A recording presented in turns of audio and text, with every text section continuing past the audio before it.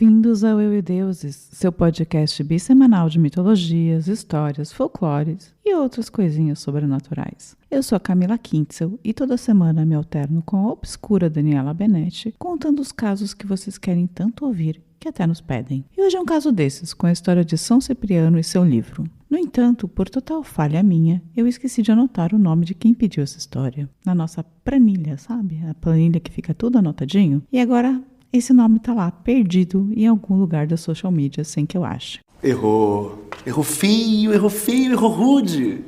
Então fica o recado, ouvinte anônimo que pediu a história de São Cipriano. Apareça no comentário que no próximo episódio eu falo seu nome direitinho e peço perdão de joelhos. Só não faça nenhuma magia contra mim, por favor, que aqui vai a sua história. O livro de São Cipriano se refere a vários textos, não só um, escritos em diferentes séculos, na verdade do século XVII ao XIX, por diferentes personagens, e que são falsamente atribuídos a Cipriano de Antioquia, um mártir católico do século III e IV. Veja bem, os livros começaram a ser escritos em 1600, 1600 e pouco, e o homem morreu 1300 anos antes, em 304. Cara, não tem sentido, velho. Não tem sentido. Esses textos são conhecidos como grimórios, que são coleções medievais de feitiços, encantamentos e rituais. Os grimórios também podiam ensinar fórmulas de remédios ou como conjurar entidades sobrenaturais. Uma coisa divertida é que a palavra grimório vem do francês antigo grammaire, de onde vem também a palavra gramática. Então, gramática é uma coleção de feitiços da língua. Não, isso eu inventei, mas gramática e grimório vêm mesmo da mesma palavra. Mas voltando. Então, várias pessoas escreveram esses livros e atribuíram a São Cipriano. E aqui tem outra coisa que eu preciso contar para vocês. Existem também 2 Ciprianos na história, que o povo confunde loucamente. O do livro, como eu já disse, é o de Antioquia. O povo confunde com o outro canonizado, São Cipriano, que foi bispo de Cartago. Então, foco. São Cipriano de Antioquia, não São Cipriano de Cartago. Esse de Antioquia é considerado santo pela Igreja Ortodoxa e Católica, depois do martírio junto de Santa Justina. Mas, na real, eu decidi aqui ler a história que está no livro de São Cipriano, no livro com o título O Verdadeiro Livro de São Cipriano, numa edição portuguesa, e eu vou contar toda a história do martírio desses dois, do que aconteceu com Santa Justina e São Cipriano, a partir do texto original do livro de São Cipriano. Mas vou ter que comentar, tá? Dela, sei por quê? Porque eu não tenho paciência para uma pessoa que está começando. Cipriano, o feiticeiro, desde tenra idade até os 30 anos, teve pacto com o diabo e relações íntimas com todos os espíritos infernais. Nasceu em Antioquia, entre a Síria e a Arábia, pertencente ao governo da Fenícia. Seus pais, idólatras e possuidores de grandes riquezas, vendo que a natureza o dotara com talentos necessários para granjear a estima dos homens, o destinaram a serviço das falsas divindades, mandando-o estudar toda a ciência dos sacrifícios que se ofereciam aos ídolos, de maneira que ninguém como ele conhecia a fundo os profanos mistérios do gentilismo. Ou seja, ele era um pagão e estudou para isso. E os pais dele gostavam disso também. Depois de ter feito 30 anos, empreenderam uma viagem para ter ir com um religioso chamado Eusébio, que fora seu companheiro de colégio e durante esse tempo o censurara por causa de sua vida errada, para ver se o afastava do abismo insondável em que o via. Mas Cipriano não quisera nunca atender às suas rogativas e antes o metia aí ridículo e o desprezava. Ou seja, o Eusébio estava lá: Cipriano, você tem que parar com essa história das artes negras. E o Cipriano, você é bobo, Eusébio. Pra que esse bullying? Mas ele foi visitar o Eusébio. Porém, certo dia, Eusébio tanto orou que suas orações foram ouvidas no céu. A misericórdia divina dignou-se a iluminar e converter esta infeliz vítima da astúcia de Satanás em uma criatura devotada à religião, servindo-se da sua divina graça para mostrar ao coração de Cipriano este grande prodígio pelo qual vamos expor. Então vamos contar agora a história de como ele se converteu. Achava-se em Antioquia uma donzela chamada Justina, tão rica de haveres como de beleza, qual seu pai Edésio e sua mãe Cledônia educaram primorosamente nas superstições do paganismo. Então, Justina pagã. Nasceu pagã.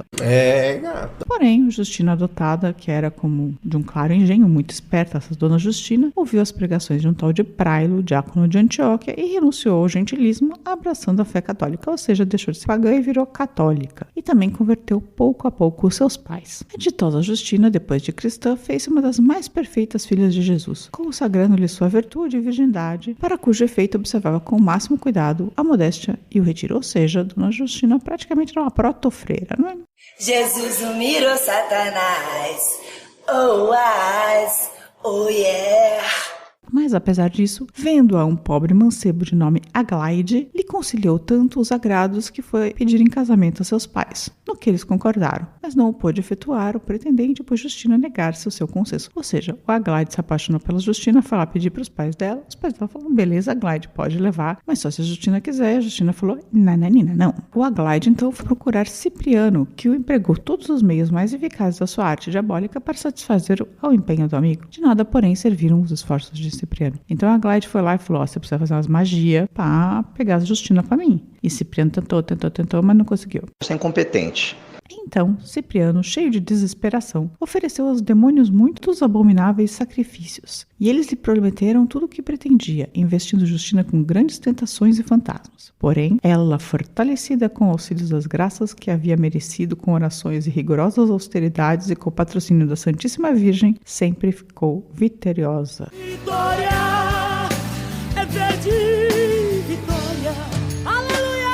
Agitado, Cipriano, pela inutilidade dos seus esforços, voltou-se para o demônio que ali estava e disse-lhe desta forma. Então, ele já estava meio puto, porque a Justina não estava cedendo, né, ao Agládio, mesmo com todos os feitiços que ele estava fazendo. Então, ele se virou para o demônio. Maldito e pérfido, já vejo a tua fraqueza, pois não podes vencer uma delicada donzela? Tu que tanto brasonas do teu poder, diz-me com que arma se defende aquela santa para tornar inúteis os teus esforços. Então, o demônio, obrigado por uma divina virtude, confessou-lhe a verdade, dizendo que Deus dos cristãos era o supremo Senhor do céu, da terra e dos infernos, e que nenhum demônio podia operar contra o sinal da Santa Cruz, com que Justina se armava, de sorte que, por este sinal, logo que ele aparecia para tentá-la, era imediatamente obrigado a fugir, ou seja, toda vez que ele chegava para tentar a mulher, ele fazia o sinal da cruz e ele tinha que fugir. Você é um covarde, você é um covarde, você é um covarde.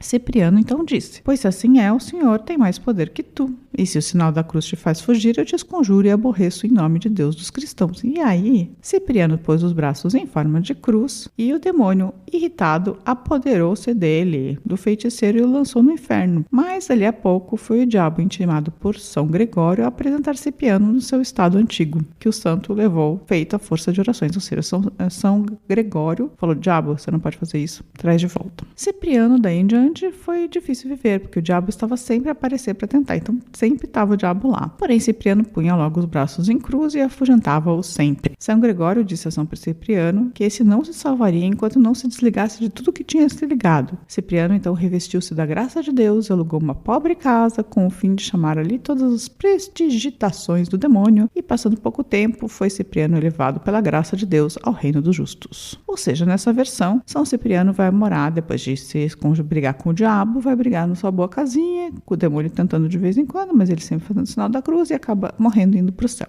No céu tem pão? Em outra versão, a mais oficial, ele tenta fazer a Justina desistir, não consegue e acaba se convertendo. Aí, Diocleciano, aquele mesmo que tinha mandado matar o São Sebastião, que eu contei umas semanas atrás, estava justamente por ali na Nicomédia. E ele ficou sabendo da história de Cipriano e Justino, e eles dois acabaram presos, torturados para negar a fé cristã, porque o Diocleciano detestava qualquer cristão e queria que todo mundo negasse a fé cristã. Justina foi chicoteada e Cipriano foi açoitado com peitos de ferro, mas os dois não cederam. Irritado com a resistência, Diocleciano mandou os soldados jogarem Cipriano e Justina numa caldeira fervente de banha e cera. Sério, uma caldeira fervente de banha e cera. Como que o cara tira isso da cabeça? Ai, eu tô muito irritado com essas pessoas. Joguem-no numa caldeira fervente de banha e cera. E carai. Os mártires não renunciaram à fé e tampouco transpareceram o sofrimento. Aí o truco. Os caras estavam na banha fervendo e não estavam nem aí. Estavam com a cara da Jade Picon no Big Brother. Enfim. Nisso, o feiticeiro Atanásio, que havia sido discípulo do Cipriano, julgou que as torturas não estavam surtindo efeito porque o Cipriano devia ter jogado alguns feitiços demoníacos. Na tentativa de desafiar Cipriano e se elevar, falando que ele era um bruxo mais poderoso, o Atanásio invocou os demônios e atirou-se na caldeira. Porém, deu ruim e o corpo do Atanásio foi dizimado pelo calor em pouquíssimos segundos. Após esse fato, o imperador Diocleciano cansou e finalmente ordenou a morte de Justina e Cipriano. No dia 26 de setembro de 304, os mártires e um outro cristão de nome Teotiso foram decapitados às margens do rio Galo, na Nicomédia. Os corpos ficaram expostos por 6 dias até que um grupo de cristãos recolheu e os levou para Roma, ficando sob os cuidados de uma senhora chamada Rufina. Já no Império de Constantino, com os restos mortais foram enviados para a Basílica de São João de Latrão. O livro, é claro, como eu contei, apareceu séculos mais tarde e se segundo a história contada nele, justamente ele era o livro que o Cipriano usava para fazer os feitiços antes de ter se convertido à fé cristã. Com o tempo, as edições portuguesas do livro de São Cipriano foram mudando, adicionando mais feitiços, tradições do catolicismo rural português, como bemberagens e simpatias, e também pegando pedaços de outros grimórios e até mesmo incorporando feitiços da Quimbanda e da Umbanda para retroalimentar esse manual. Pegou coisas também da América do Sul que tinha sido influenciada pelos negros que estavam no Brasil. Já a edição espanhola, que é bem diferente da portuguesa, está mais apoiada num pastiche de vários grimórios. E essa é a história do livro de São Cipriano, o livro negro dos magos. Se você gostou, escreva pra gente contando que feitiço você pretende fazer. Nosso e-mail é contato@euedeuses.com.br. Se você não pretende entrar no caminho das ciências ocultas, é só mandar uma mensagem pra gente no Facebook ou no Instagram, ou deixar um comentário para o nosso canal do YouTube. Também pedimos sempre para todo mundo que gosta para divulgar o nosso podcast, o nosso trabalho. Isso faz com que a nossa audiência cresça e que a gente fique ainda mais animada para fazer esse conteúdo que é gratuito para vocês. E como sempre, fica aquele recado, vai ler nos Grimórios. Boa semana e tchau, tchau!